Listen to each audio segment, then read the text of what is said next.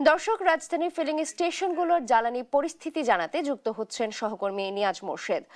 নিয়াজ, পাম্পে জ্বালানির সংকট কেমন দেখছেন আজকে, এবং চালকরা কি বলছে এবং পাম্প কর্তৃপক্ষ কি বলছে?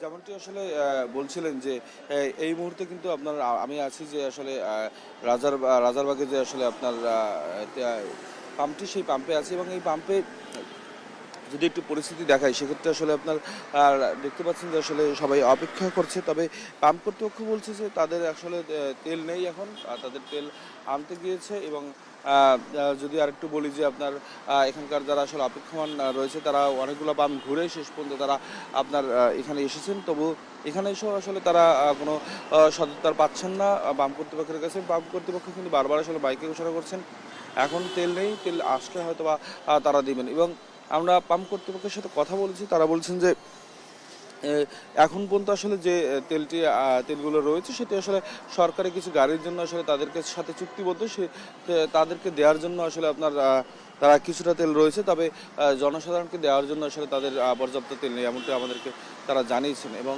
সেই সাথে যদি একটু বলি যে এখানকার যারা আসলে আপনার এখন বর্তমানে যারা আসলে আপনার তেলের জন্য এখানে লাইনে দাঁড়িয়ে আছেন, তারা বলছেন যে গতকালকে রাত ঠিক 11:30টার দিকে তাদেরকে বলা হয়েছে যে আজকে সকাল 7টা থেকে আসলে তেল দেওয়া হবে, কিন্তু সেই উপলক্ষে তারা এসে এখানে দাঁড়িয়েছেন, কিন্তু তারপরও তারা তেল পাচ্ছেন না। এবং আমরা দেখতে পাচ্ছি যে এখানে আসলে অনেকেরই ক্ষোভ রয়েছে। এখানে প্রাইভেট কার চালক যারা রয়েছেন তাদের সাথে আমরা কথা বলেছি, তারা বলছেন যে তারা প্রায় সকাল থেকে প্রায় 20টি পাম্প তারা ঘুরেছেন, কোথাও আসলে আপনার তেল পাননি। এবং সেই সাথে যদি একটু বলি যে এখানে এসে তারা অপেক্ষা আছেন, হয়তো বা এখানে তেল পাবেন, কিন্তু এখানে এসেও ঠিক এখন পর্যন্ত আসলে মাইকে বারবার ঘোষণা করা হচ্ছে তেল আসলে দেওয়া হবে।